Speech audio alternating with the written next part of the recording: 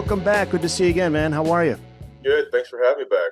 Oh, it's great to have you back on a book that is not exactly one of your newest ones, but one I wanted to ask you about because last time you were on, we had you on to talk about your book on the Dead, which was Grateful Dead's 50 most important and memorable concerts, which you can get now. You can also listen to that episode, which is let's see, episode number 163. So I encourage people to check that out and get the book.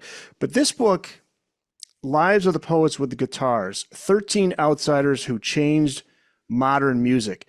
You're giving us the life story of 12 artists from various genres while also investigating their works of art that, quote, often gave that life its guiding purpose. 12 artists highlighted in the book. So they're Gene Clark, Ronnie Lane, the Ramones, Sister Rosetta Tharpe, Townes Van Zandt, Little Richard, Alan Wilson, Willie P. Bennett, Graham Parsons, Hound Dog Taylor, Paul Siebel, Siebel, I think, but yeah. Siebel, Yeah. Willis Alan Ramsey, and John Hartford. Before we talk about just some of the artists in the book, why these specific 12? Um, geez, it's so long ago, I forget. Yeah, I got it in front of me, so we can. Yeah. No, my criteria when writing the book were twofold. That I had to love the music for some reason. It had to be important to me. I mean, lots of people, when they found I was writing the book, were like, "Oh, here's a crazy zany story about some old musician who died of anonymous dope fiend. This would be a great story." And it's like, yeah, but I have to stand behind the music. So pretty much everybody in this book has meant something to me, some more than others, but they've all meant something to me. And the other thing was that it's not a book of biographies. It's they're literary criticism, I guess, in the origin. Like Lives of the Poets was a book by a guy named Samuel Johnson in the 18th century. My Lives of the Poets has guitars because it's, the contemporary. So I just felt that the life people the music had to be important, but the story had to be interesting as well, and those two don't always go together. And so I often found too that the music, the life illustrated the music and the music illustrated the life, and the two, because these are artists, and the two are intertwined. You can't really talk about the life without talking about the music and vice versa.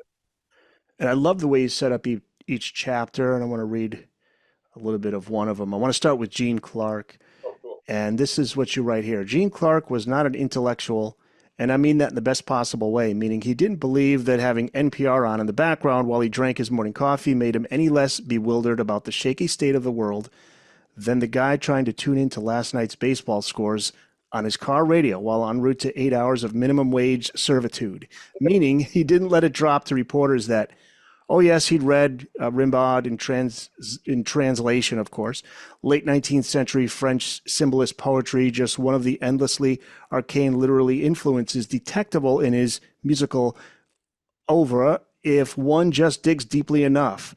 Gene Clark, if he could be bothered to read it all, stuck to comic books and the Bible, and whether with the Byrds, Dillard, and Clark, or on his own, no one wrote greavy minor key masterpiece melodies married to Rorschach test telltale lyrics that even come close. Wow, man. That was just tiring to listen to. I can't imagine writing it. Well, can I borrow your brilliant mind for a few minutes? So, yeah, do you have fun writing those leads? I love it. The Yeah. introduction to these Well, I mean, chapters. it's you know, it's been great with the all the years combined, the Grateful Dead 50 shows, because I've gotten all sorts of attention, like from folks like yourself and stuff. But I mean, that was my 15th book. I've been doing this for a long time. A lot of it is, I guess, what we call literature. So it's in that literary ghetto. So it, a lot of the appeal for me for a long time has just been the doing, the enjoyment, and I love language. I love words, and the people that I love as music writers also love words. So I'm not a journalist, so which has its strengths and its weaknesses and downside and upsides. But for me, yeah, it's all about the excitement, the sentences, and there's something about music that's mirrored in that, in the sense that when a musician is really, really cooking, you almost feel, they say in sports, so and so is unconscious. He's unconscious right now. He's in his zone, and I think that's really the highest state that you get. And sometimes with the writing, and I felt that these essays lent themselves to it a lot, where I could just sort of let loose and let rip, and because I really do feel strongly. I felt when I wrote this book, I remember thinking, well, no, if it doesn't do anything else, maybe it'll turn some people on to some great music. You know, if nothing else, it sort of has this proselytizing effect. So for me, I'm in full rhetorical mode when I write about these musicians because I think they're important. So I'm glad that yeah, that kind of intensity, that kind of passion is there. Hopefully, Yeah, it did it for me with specifically John Hartford. I knew little to nothing about his I music, was just going so to ask you, what was your background with Hartford before you hear the essay? Just not knowing. much at all. So it was great to read his story and then just started to play his stuff, pulled out Oh, cool. Spotify and started playing it. And so, yeah, Oh, that's nice. I'm now a fan of his work. That is so cool. Yeah, and Gene Clark is interesting too because he's not only a founding member of the Byrds, but he's a principal songwriter and wrote most of the band's biggest singles, including "I'll Feel a Whole Lot Better," which Tom Petty made famous when he covered that, and "Full Moon Fever," "8 Miles High," "She Don't Care About Time," and "Set You Free This Time." What's his backstory? He's from Missouri, one of 13 children. Yeah, Gene Clark. Well, Gene Clark's the opening essay in the book, Yeah. and actually one of the epigraphs from the book is from a Gene Clark song. It's a wonderful song, "Strength of Strings." Well, Gene's background was a lot like a lot of quote unquote pioneering rock and rollers in the '60s. He came from a folk tradition. He comes from a country. He's from Missouri, so a country background. But any kind of kid wasn't into folk in the early '60s, or excuse me, into rock, because rock was dead. You know, Little Richard was in the ministry, and Chuck Berry's in jail, and Elvis is in the army, and Jerry Lee Lewis is has been has been sort of pushed off the main stage. So smart kids like Gary Garcia, the Dad, Gene Clark, when they were all into folk music. Um, and then the Beatles come along and make it okay to like rock and roll again. So you've got these people who have kind of non-traditional rock and roll background, you know, 3-point harmonies, um, you know, kind of that whole high lonesome sound of country, and then they take that and combine that with the rock and roll, which is the British bringing American music back to America. So you got this real interesting stew. So that's why you get, you know, folk rock. But for me, I mean, I like Gene's stuff with the Byrds a lot, but for me, when he starts making his own path, there's just really something unique and certainly out of time too, as you see, you know, as you follow his career by the mid late '70s. That kind of music isn't cool anymore, so it strands a lot of artists at that time. There's no independent music scene at that time, so you're either on a major label or you don't have a deal. So it makes it's a very interesting period. And Gene to me is one of those guys too that, I mean, each one of these essays shouldn't be a Wikipedia article, right? They should chew on some topics. And one of the topics for me with Gene was uh, what do you do when the world stops listening and paying attention? And that's something that faces a few artists in this book, the anonymity, because this is a person who's famous, and then by this late '70s, he's playing clubs, you know, driving in a van for 8 hours, and so all sorts of stories like that. And in Hartford, it was the opposite, as you know from reading the essay. He wrote an immensely popular song that Glenn Campbell made a big hit out of, "Gentle on My Mind." And instead of buying big houses and lots of cars, he said, "You know what? I don't ever have to suck up to any record label anymore. I got enough money. I'll put up my records on little labels. And all they ever ask me to do is just drop off the music. Nobody says, well, this isn't quite this." And so that was interesting, the way that Hartford um, bought his freedom, his artistic freedom, because that's kind of one of the things. So, um, yeah. Yeah, what you can do with that money and that leverage. So Yeah. why did he returned to the Birds just for like 3 weeks there? Was that Yeah. because he needed his career was struggling, so he needed to get back on track Yeah, his financially? manager thought it was. He kind of shared the same manager as the Birds to a degree, Jim Dixon. So the Birds needed after they kicked Graham Parsons out, they you know, maybe another body would be nice. And so yeah, he goes along and does you know, some public a couple gigs, 2 or 3 gigs, I forget, and some television, some miming things, and then he leaves again about 3 weeks later, as you say, ostensibly because he doesn't want to fly. But I think it's the pressure throughout Gene Clark's career. Whenever he gets really close to kind of mainstream or more of a commercial success, something sabotages it, and it's usually self-inflicted. So I don't know if the psychological element of that is interesting. I mean, any sane person would stay away from fame in America and popular music. You Yeah. know, it's what killed Jerry Garcia probably. But at the same time, like I said, there isn't like some cool. independent music scene with independent labels back then. Like you're either on a major or you're gasp. You're without a label. You don't have a. You don't have a. You know. You're not going to. No one's, the future public's not going to hear your music. So it's a real interesting time and a kind of sad time. You have a guy like Gene Clark, who's not an old man at all, in his early 30s, being seen as a washed up hippie. It's the age of punk, 77, 78. So you think about it now. I mean, at my age, I'm 57. You think, oh yeah, you're over the hill at 32. You know, Right. like Yeah, go away, it's old man. crazy to think about. Yeah. What was the elevator incident too in Minneapolis? Yeah. Well, he obviously, and of course, there's the chemical part of it. I mean, he was probably, prone to sort of some form of, I don't know if manic depression is the right word, but some sort of chemical imbalance. And like a lot of people, he self-medicated. Not so much with, I mean, drugs were a problem for everybody that time, I guess, but for Gene, I think it was alcohol, and that brought on some pretty extreme incidents, which they do make for good reading. I have to say, I wouldn't want to live them myself. Yeah. But You it just goes hand in hand with the intensity of his music. I mean, that's that's the main, and that's the beauty. After all this is said and done, all of us, leave this vale of tears, and what's left behind for some of us is some music that will enrich and just make people's lives better for a long time, even though they're gone. So that's the ultimate sort of like victory of these stories, is the music's still here, and that's yeah. beautiful.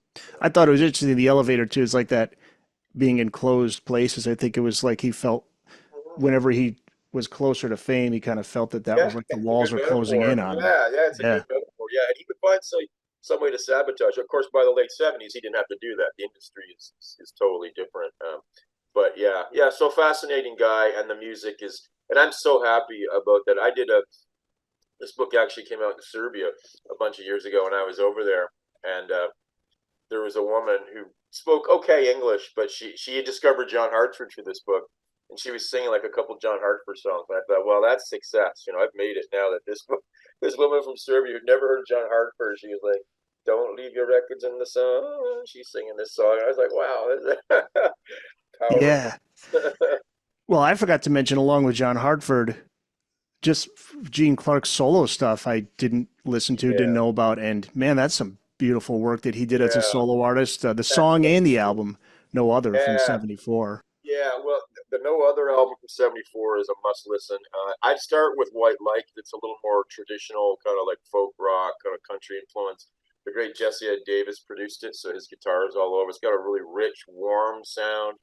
No Other is kind of like prog folk. I was initially put off by it. I listened for the first time probably 15 years ago. It's got a big sound, but now I adore it. And you can find other things as well. The Roadmaster album has stuff, but yeah, all of that solo stuff. Um, and the reason we didn't know about it is because they weren't selling a lot. You're probably selling 75,000, 100,000 copies, which back in the day is. I mean, all of his friends are playing football stadiums and hockey rinks, and baseball, and he's playing clubs. So that stuff really. But here we are, 2024, and we're not talking about the people who were playing the football stadiums in 1974. We're talking about Gene, who's playing for 110 people at a club, because the music lasts. The good stuff endures. Yeah. Yeah. Sadly, he was another casualty of drugs and alcohol. Died of heart failure in '91. He was just 46. And another artist you include in the book, the late great Ronnie Lane, who I've Oh grown well, to be more and yeah. more of a fan of. There was When just you, a you last time I spoke to you, you had someone on your show who yeah. was a runaway book, right. So that's really gotten me closer to him. And then a friend of mine lent me the Ronnie Lane documentary Ah, DVD. Which the did you Passion see that Show, one? the Yes, Passion Show, yes. yeah, And excellent documentary, yeah. yeah, you realize what a he's like a gentle soul, what a warm guy. He just loved the art of music. Didn't really think much about money, if at all, which was Yeah, his maybe downfall, not right? enough. Yeah, maybe not Yeah, enough. And that's yeah, one of the things you can do in an essay. These aren't. And when I write anyway, I don't think, oh, I have something to tell the world other than this is wonderful music. Part of the process of writing that's enjoyable is the process of discovery. And for me, when writing it, it's like, oh yes, Ronnie, what a noble character, doesn't care about money. And you write the essay, you think, geez, maybe if you care a little bit more about, I mean, it's a wonderful thing that he did to sort of say, we're going to take the music to the people and play all these off the path Like they would consciously tour with the passing show places that wouldn't get the big bands. But when you're responsible for feeding and paying 20 to 30, 20 people, if there's only 180 people who show up, somebody's got to pay the bills. So, but Ronnie Lane to me truly is one of those people that, excuse me, musicians that, aside from the wonderful music, they helped me live a better life because I think they led their lives in noble ways. Even though, of course, we all crash and fail eventually at the end. But I can't think about Ronnie Lane and think about taking the easy way. With my art, it's like, this guy died for his art, really. I mean, he got sick, MS, but I find him I think he's a hero. I think he truly is a hero, and I think anyone who has ears can hear that and be inspired by his story. That's for sure. Yeah, here's what you write. You knew he was a handful just by looking at him. Half in the bag, naughty little woodchuck in filthy white overalls with a sparkling secret in his dancing brown eyes, he somehow managed to smuggle into every one of his songs. It was good trouble, though, the kind that may make for an upset stomach and throbbing temples in the inescapable morning after, but also abundant memories when those same temples are one day defaced with gray. He made plenty of mistakes because he always did the right thing, and in the end, it was his body that betrayed him, not his principles. Yeah, MS was what took him down.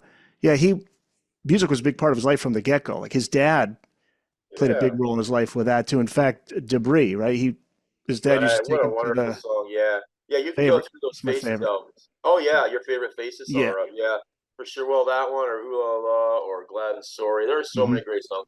And the Faces have great albums, but you just after a while, it's like I don't need to hear another riff rocker with Rod Stewart. And you think, wow, they had all these other, and that's one of the reasons that he left the Faces. They wouldn't let him sing his songs live. They allowed him one or two songs per album, but Rod Stewart he didn't want the focus off him. So, I mean, that's the other thing. They were starting to. That's when rock and roll starts becoming big business in the early '70s. Bands like the Faces, by touring America over and over and over again, they're really starting to play the bigger plays. They're starting to really make the rock star royalty money, and that's when he walks away. Right.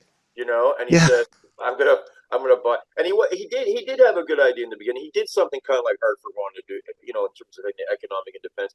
He buys this Lane recording studio or independent remote recording vehicle. So a lot of um, bands used it to record their stuff, and that was going to be the idea. Look, I'm not going to be bringing in big money, so I'll rent this out. But it was out of proportion to his expenditures. But yeah, to walk away from it'd be like walking away from the Rolling Stones in '72 because you want, because I want to make a different kind of music and have more control over my. It may be crazy. People wouldn't do that. I mean, Townsend talks about that in the documentary, right? He talks about it one time. He was actually homeless, and he parked his caravan down on Townsend's backyard down by the river. And that's funky stuff. Yeah. Yeah. And the Small Faces had a lot of Oh success. The God, yeah. Faces had a lot of success, but he was one of the best songwriters of his era, but I don't think they took him seriously as a songwriter or not No, I enough. mean, no, exactly. And Small Faces, you're absolutely right. We haven't talked about that. Obviously, Cart coming from that R&B background, like a lot of British bands did before they diversify and find their different voices. There's just some great stuff in there, especially later on when they're on the immediate label and they have more freedom, and they're making stuff like "Here Come the Nights" and stuff like that. Really, really. And then the Faces are a different kind of sound, and then his solo stuff. So if you embark upon the Ronnie Lane journey, you've got a lot of hours and hours and hours of all sorts of different kinds of music. And the story, I think, again, it's symbiotic. The story and the music, they kind of feed each other because you can't really imagine those albums that he made without him thinking I'm walking away from the big thing, and how you can continue to make art and still have a roof over your head. Like that's one of the stories in these books, and or excuse me, in this book, some of these essays. It's like it's all fine and dandy to say, "Oh, believe in your vision and be independent and strong," but everybody's got to pay bills. So how do you balance that? And that's kind of interesting to me. Yeah. His solo albums, Any More for Any More from 75, One for the Road, which came out the following year. Those are ones that music fans should give a listen to if they haven't yet. Hard And to then, find, but yeah, yeah, they're hard to find. But then it was like, what could have been? Because he did have that album with Pete Townsend, Rough Mix in yeah, '77. And then he starts writing and touring with Clapton. But that's around the time when he's diagnosed with multiple sclerosis yeah, and yeah. passed in '97. But what do you think would have become of Ronnie Lane if not for MS? I mean, would he have Well, it's finally had that moment, that project that would have You know what I think? I think that he would have had to have lived another 10 years. He was starting to be recognized. I mean, the music industry started. You know, it's constantly changing, right? So if he had lived on into the 80s, bands like the Waterboys and people like Bennett, they would have sort of started name dropping him. Kind of like the way Alex Chilton was ignored, and then independent rock bands started name dropping him. I think he would have been, kind of like seen as like John Prine was at the end of his life, this revered, great songwriter who was out of the commercial mainstream and then sort of came back in. And there was a bit of that when he at the end of his life when he moved to Austin. There's a real healthy music scene there, or at least there was, and they appreciated him. They knew who he was, so that was kind of nice. But a lot of those musicians, the '80s are not kind to them. The doors are closed again. They're old. They're old at 33, and so if he had lived another 10 years or so, I think he would have been revered as sort of the kind of the godfather of British, you know, contemporary folk rock, I guess, because you listen to the Waterboys, Fisherman's Blues, like that album is so influenced. No, not influenced by Ronnie Lane, but with that same spirit. And I think these things come in cycles. But Ronnie's struggling at a time when if you don't have a synthesizer and symphonic drums and a saxophone solo, you're not a real musician. So you kind of he probably would have hid for having money would have allowed him to hide for a few years. You can just sit these things out. But he unfortunately couldn't. Near the end of his life, he was involved in the research for MS, and then there's the horrible story that the person he put in charge embezzled the money. And Yeah, that's just crazy. He did meet a great lady though. The woman he was with at the end of his yeah, life, she took care of him. And then there's clips in that documentary where he would just make an appearance here and there where he would sing because he couldn't play the yeah, instruments anymore. But he yeah, seemed to be more at peace at the end, yeah. No, I thankfully. mean it sounds like it's a tough way to die, but he definitely there's still that spirit. Like even when he moves to Austin, I have some of that stuff. Obviously, I don't listen to a lot because some of it's kind of sad. Yeah, his speech is effective. He can't play. But on the other hand, there's something beautiful about like I'm gonna keep doing what I love for as long as I can. And again, you know, there's a lot to be, I think, inspired by with these musicians. It isn't necessarily the music itself, but the way they went about their lives in regards to music. So the way that Ronnie kept trying to be happy and to make music with friends, I think again is really inspiring. We Yeah. all get lots of no signs, we got lots of red lights, but someone like that whose spirit keeps pushing through is inspiring. You mentioned John Prine. Interesting way that I discovered John Prine is through Everclear because there was a song in the lyric, "Gonna put a John Prine record on." And I was like, John Cool. Prine, John Prine. And then I started listening to his music. Yeah. Ramones in the book.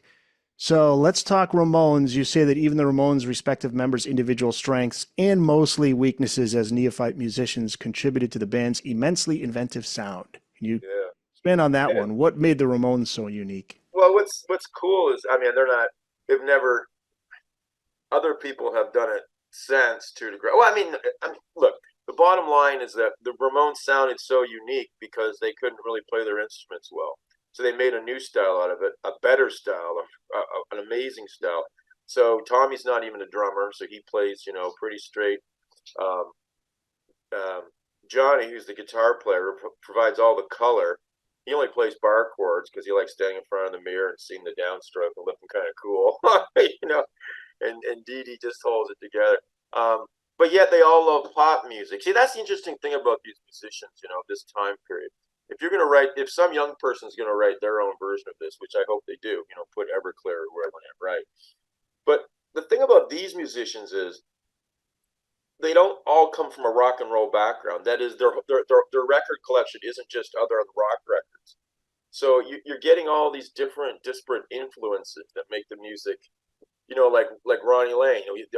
The Small Faces are R&B kind of focused band, and yet he has this country background, or Glenn Matlock of the Sex Pistols, right?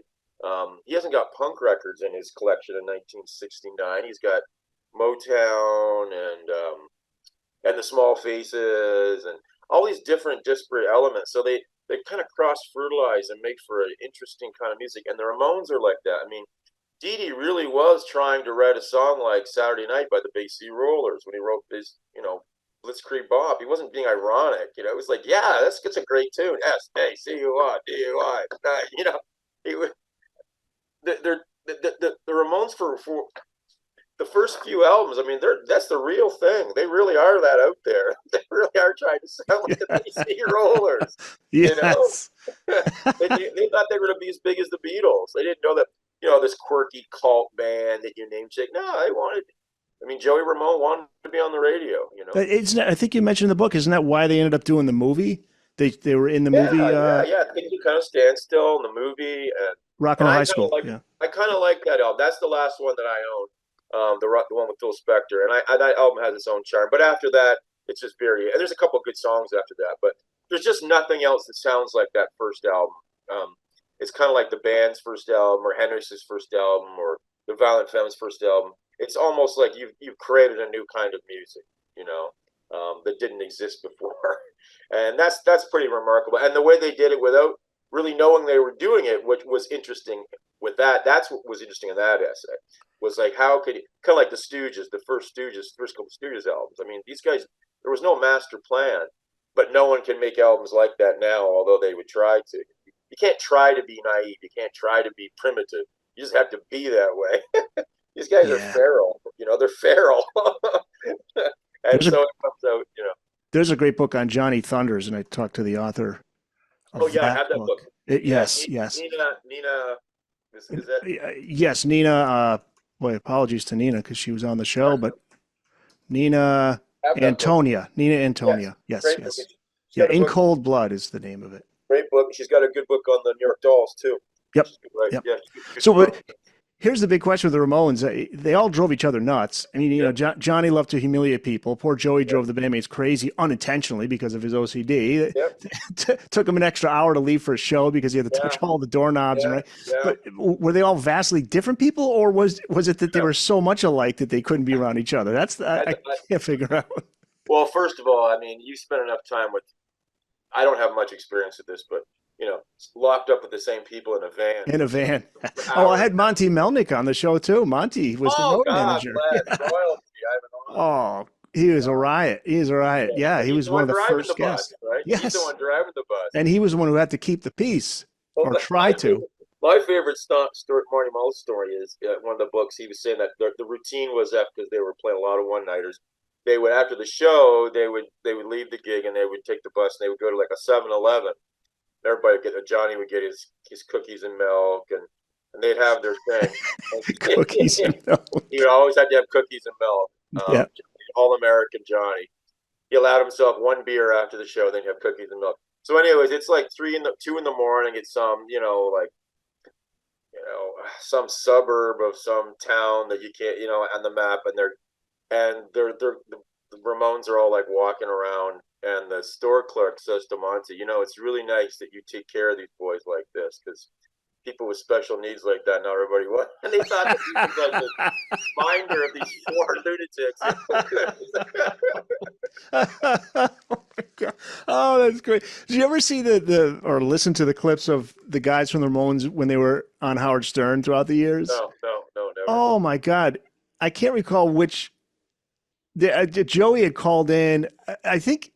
Who is Joey at most odds with? I'm trying to. That was with Marky about his alcohol. Yeah. My God.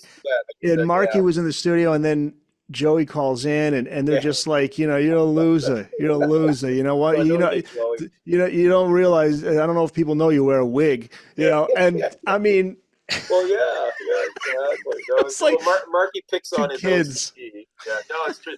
And then there's also fact they are really different. I mean, Johnny's really different from Joey, and Dee Dee, of course, is a lunatic. So it really is like a family, though, in a lot of ways, because they couldn't get away from each other, Yeah. Because they knew that they had something that worked, even when the music had really stopped being creative, when they were just a touring machine.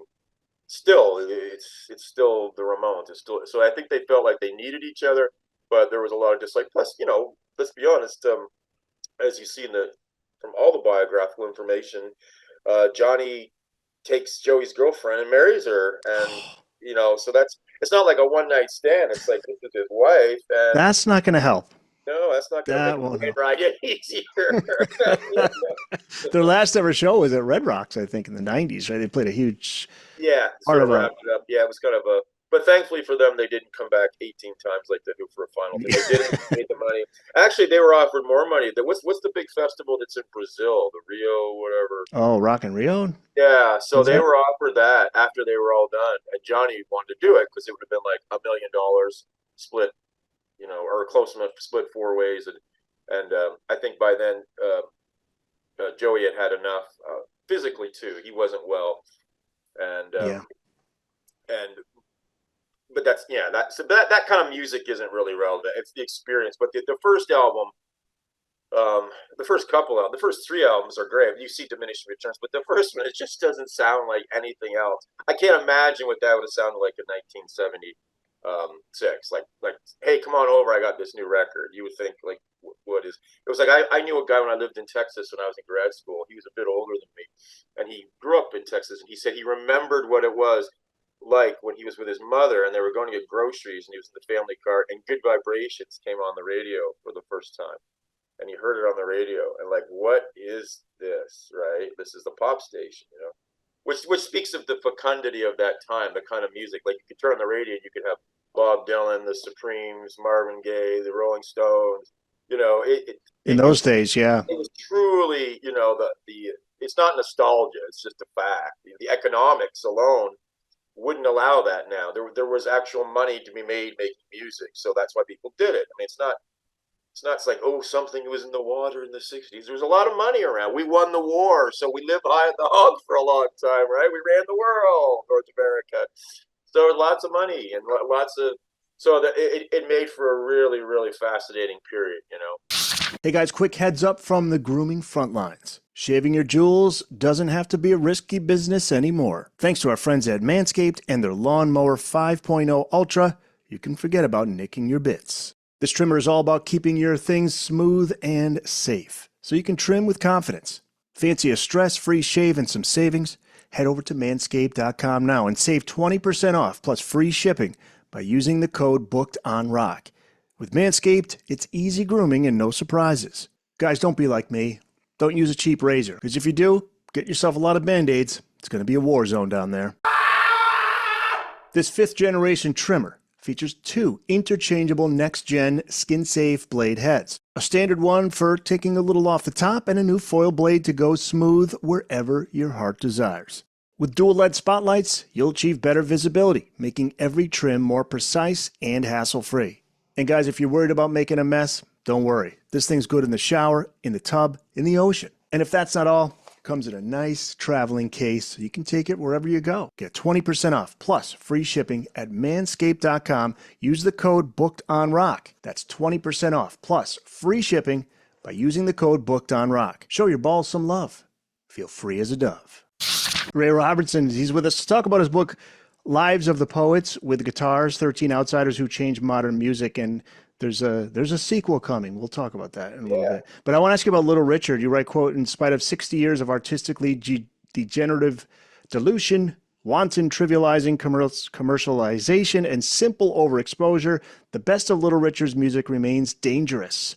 You add that the triumph of his art was created by his belief that God and the devil are 2 separate beings, and that you have to choose who you're going to pray.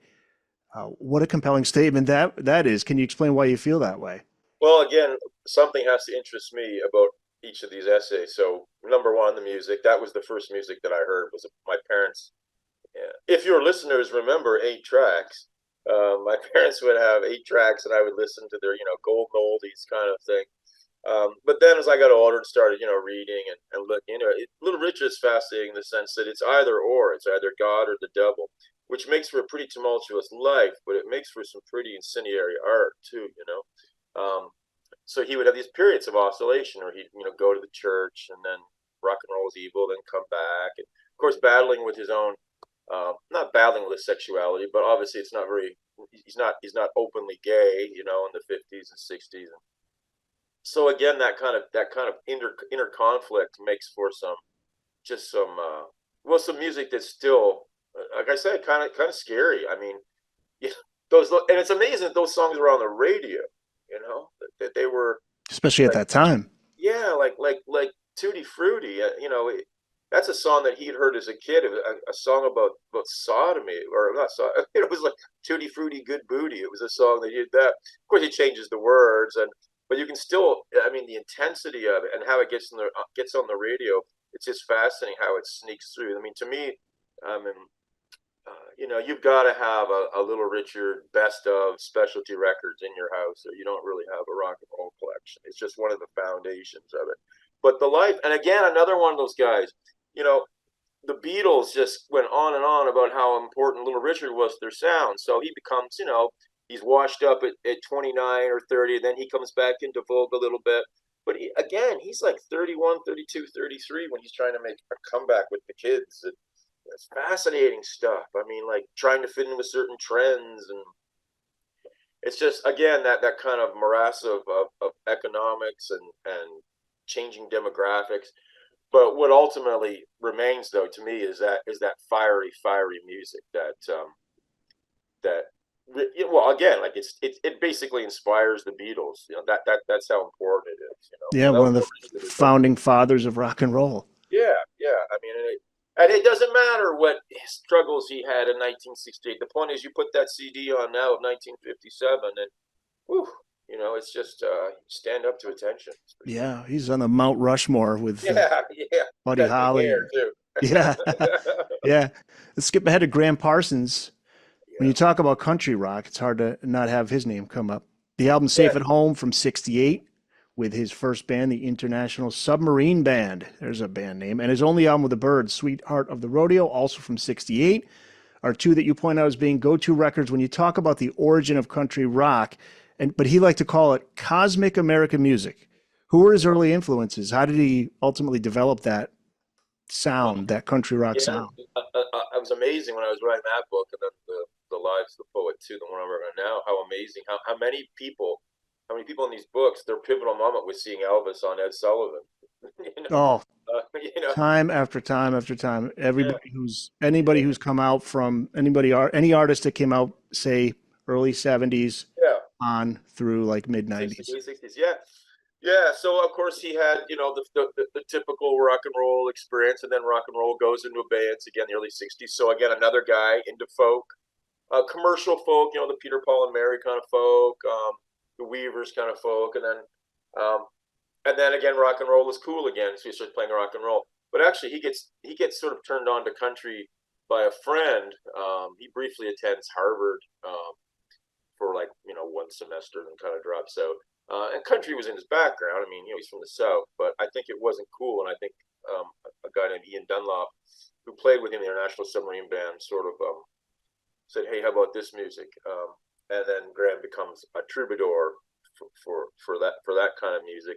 And then you just have that time period where everything gets put together in a blender. The country, the rock. If you have the vision and the integrity. Also, but see, that's the other thing too. Like Graham had the economic wherewithal to do zany things, to call his band the Flying Burrito Brothers and call their first single Hot Burrito #1, because Graham got a check every month from his family.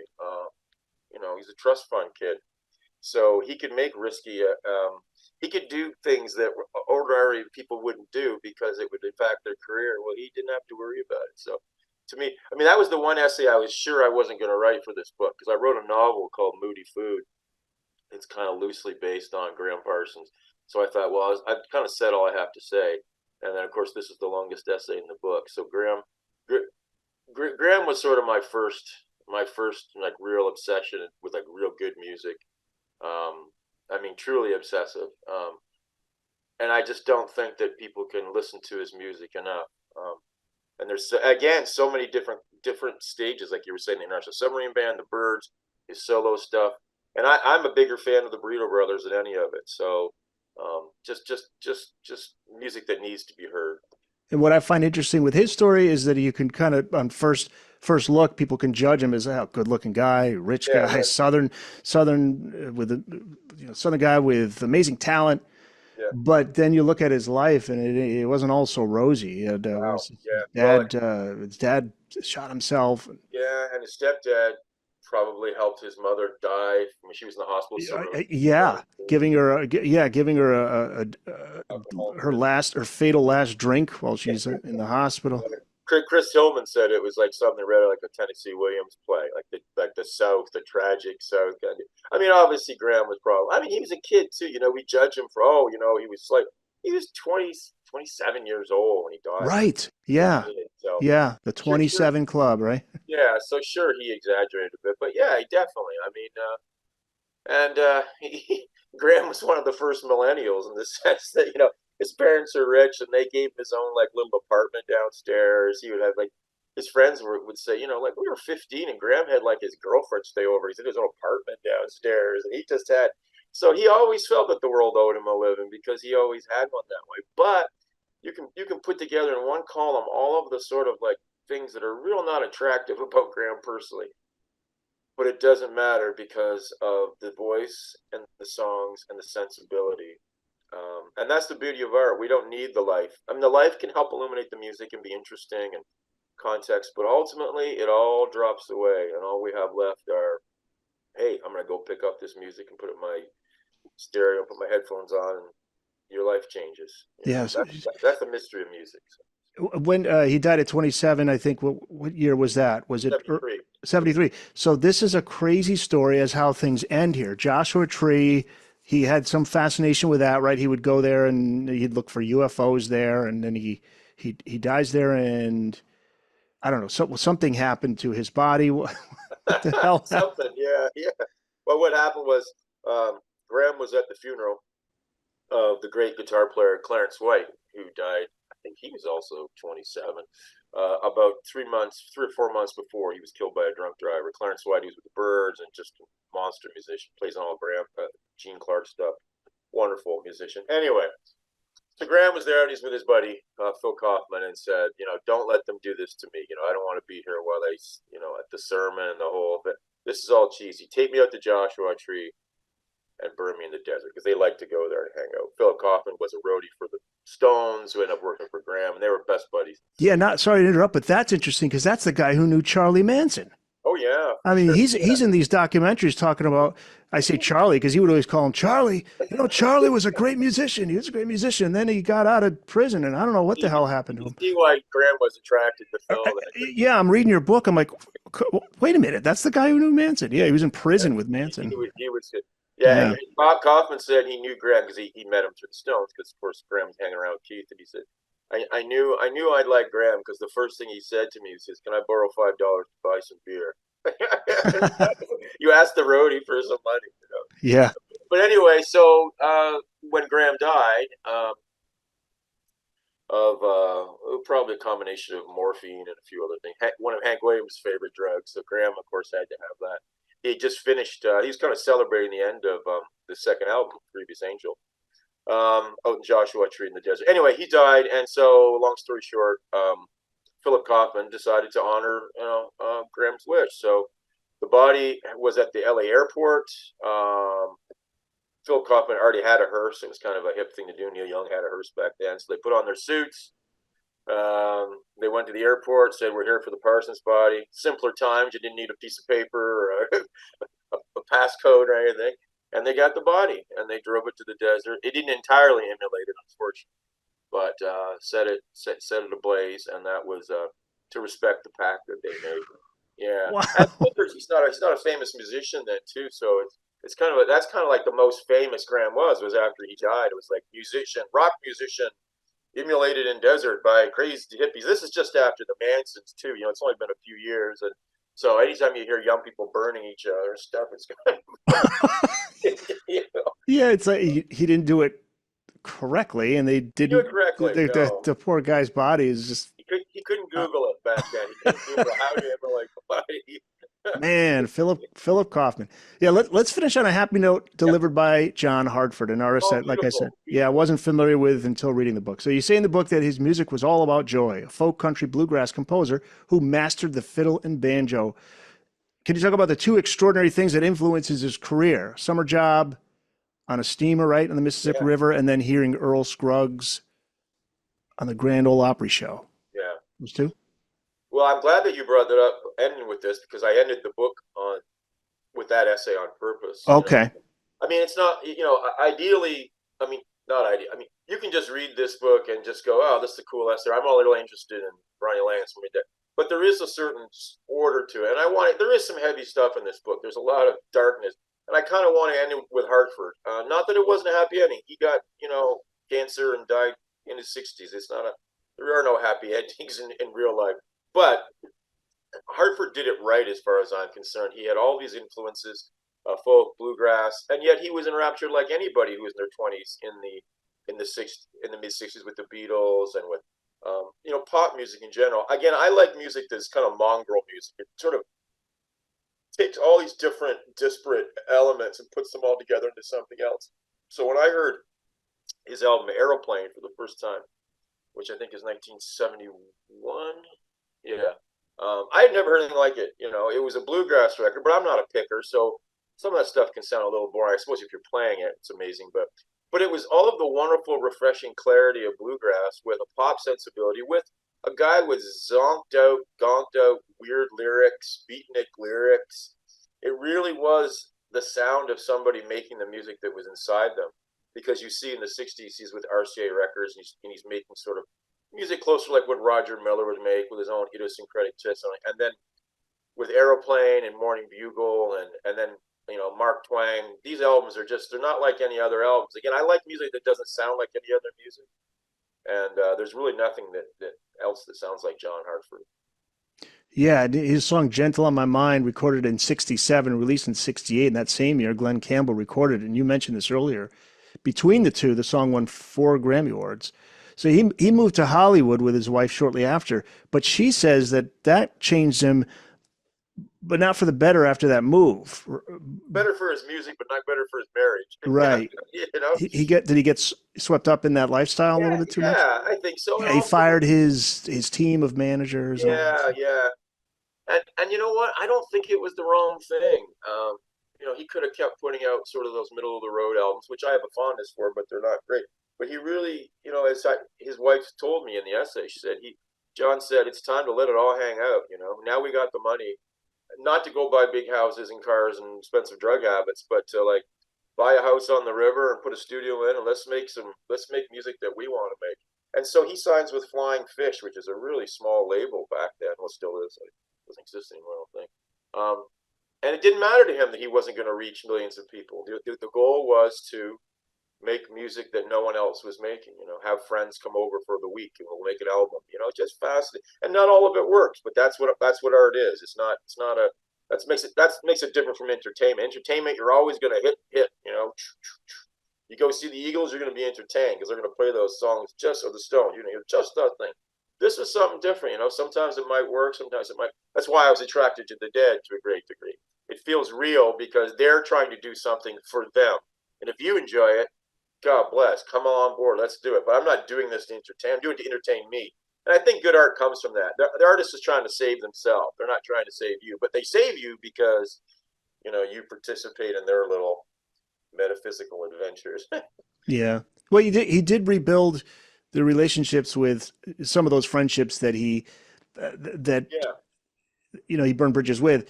And then he continued to record through the '90s after Flying Fish because he has yeah. round Flying Right, Fish. right, He put out 8 albums from like mid '70s to the mid right. '80s, Then and Rounder then Records, yeah, Rounder, yeah, yeah. And yeah. then he kept recording right up until '02, Until he and couldn't use his hands anymore. or I'm Until he couldn't. sorry, till he passed in June of 2001. There was a Yeah, 2002 album that came out. Yeah, yeah. But yeah. but he played until he couldn't play the fiddle anymore because his hands didn't work anymore, and he could just sing. And then near the end, he couldn't really even sing, but he would still have friends come over and they would sing, and he would sort of like listen along. Again, just a reminder of what's important in life when you Yeah. and how all the other stuff is nice. We all want nice, we all want a roof over our heads and blah blah blah. But ultimately, I think music is a religion, and I think the people in this book, especially John, not especially, but John Hartford as well, are people that you look to help guide you through that life because it really is a fascinating, mysterious thing, music, and we're really lucky to have it. Life would be a lot less interesting without it. That's for sure. For sure. Yeah, he died at 63, non-Hodgkin Yeah, lymphoma. He was buried wearing a Batman cape. yeah. Isn't that What's a great story? what's the story there? His wife had thought she had put out his suit and someone brought it to the funeral home. Of course, John being John, he did have a Batman suit, and it was the wrong. So the nursing home or the funeral home obviously called and said, "Look, there's obviously they're misunderstood." And his wife to all her credit said, "You know what? John would have loved it. Yeah. Do it." Which I think is a wonderful way to end the book. That's kind of the way the book ends, because there is, if this is real stuff, there's a lot of sorrows, a lot of tragedy, but there's also beauty and laughter, and that's part of the journey too. So Yeah. Well, and I'll say the best album title might be Mark Twang. Mark Twain, and that album is so punk because that comes out I think in 76. 76, and it's just him, no overdubbing. He's stomping on a piece of plywood, or he's playing the fiddle or the banjo, and he does it all himself. I mean, that is punk rock. That is DIY as far as it can go. Yeah. Hardcore. Hardcore. Lives of the Poets with Guitars, 13 Outsiders Who Changed Modern Music, published by Biblioasis, can be found wherever books are sold. So that one's been out for a little while. Now, tell us about part 2, the sequel. Yeah. What do we got planned? Well, I'm planning on hoping to hear from my publisher before too long. They tend not to be too quick. But I'm pretty happy with it. I think it's the last one of this type. I'm going to keep writing about music, but this book had, I think, 13 people in it, and the next one has 12. So that's a nice 25. So yeah, I think I said 12 up top on this book, well, but it's 12 13. essays. No, it's 12 essays. 12 essays, right? But one of the essays has 2 in it. It has Paul Siebel, Willis Alan Ramsey. I put those together because neither of them produced. Okay. For a minute there, I thought I was just totally messed that up. It's 12 essays. So Right. this, who's in it? Alex Chilton, staple singers, Danny Kerwin of Fleetwood Mac. Oh, cool. Yeah. Really? You're a fan of that? Yeah, I mean, all that stuff, it just fascinates me, the pre-pop Right. Fleetwood Mac, Peter Green, Bob Welch. Yeah, well, here's what's, well, you're going to love this. This is the longest essay in the book. I just became super obsessed with Danny Kerwin. What's neat about that period is everyone, of course, knows the Stevie Nicks, Buckingham, 75 on, and then people tend to know the Peter Green, the blues band. Well, when Peter Green leaves in 70, so from 70 to 74, there's this other Fleetwood Mac. And the period that Danny Kerwin is in the band, who joined the band at 18, he was 18 years old in 3 months when he joined the band in 68. So he's the wizened veteran at 20. And I mean, some music that I wasn't aware of till much later in my life, and what a story too. He's essentially homeless by the time he's 30, and so just fascinating stuff. There's a Muddy Waters essay. There's a James Booker essay. Duster Bennett, Canadian by the name of Handsome Ned, a country rock guy. Dwayne Allman. Oh, cool. And Captain Beefheart. Cool. Can't remember who else. Oh, Nico's in the book too. So yeah, it was a lot of fun. So I'm hoping that I'll hear something in the not too distant future. I'm hoping for next year. So if we're all still on still around, maybe I'll bug you again and we'll talk about lives too. Oh, I'd love to. Yeah. And by the way, Kerwin, was he on Just Then Play On? Was it one album? No, he was on. No, that's his. Oh no, he's on Bare Trees, which I love. Oh, Bare Trees, baby. Hey, listen, the second Lives of the Poets with Guitars is called Dust. More Lives of the Poets with Guitars, and it's named after the penultimate song on Bare Trees by Danny Kerwin called Dust. That's how important I think Danny Kerwin is, because it's I mean that's the Danny Kerwin I'm talking about, and some of the singles too that was released. So he's on the flip side of Albatross. He has a little instrumental on there. Then he plays on Then Play On, and then the 3 albums that he's sort of the lead guy on. But there's a couple singles as too. I advocate anybody check out a song called Dragonfly, which was a one-off single after Bare Trees came, or Kiln House came out. And it is truly, I mean, it is my favorite Danny Kerwin song. And it's truly, really, I don't know if I've ever heard that one. Well, you're lucky because there's actually, it's kind of cheesy, but they did like a German television thing. So there's kind of like they mimed the video of it. Just check it out. And the flip side, Purple Dancer is not as amazing, but pretty amazing too. But Dragonfly, and what's neat about that is that and we'll talk about Danny Kerwin some other time. Oh, we'll do it another time. But yeah, All right. that's a teaser. That's a teaser. Yeah, Yeah. thanks so much for being on again, Ray. This was great. And yeah, you're welcome back when that one Okay, comes man. out. Just you reach out to me, or All right. the publicist will hook If us up. anyone's But foolish enough to publish it, I will get a hold of all right, cool. it. All right, man. Thanks so much. All right. Talk to you later, man.